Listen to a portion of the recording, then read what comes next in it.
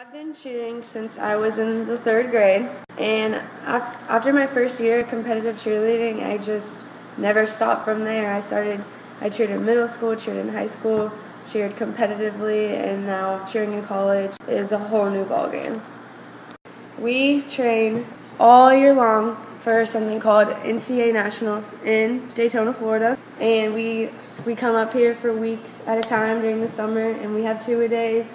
We train all first semester, all second semester, about 3 to 4 times a week for about 2.5 hours. We don't get a spring break.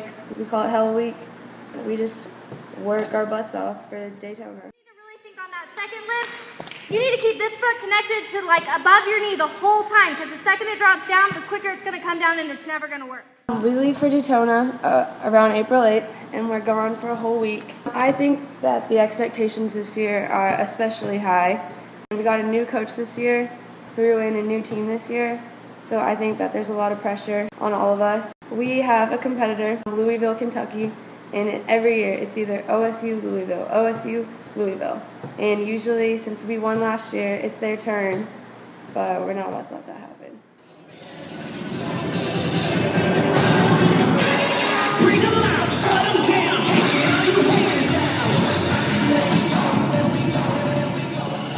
I think that competitive cheer is definitely a sport. I think that cheerleading gets such a bad reputation from high school cheerleaders on the sideline, Dallas Cowboy cheerleaders. A lot of people don't know what competitive cheerleading is. It takes so much out of you physically and mentally. We throw our bodies around and we throw people around at such great forces. Anyone who doesn't know what it really is and comes and sees it for the first time, their mouths just drop. Me and my team are a really, really close team.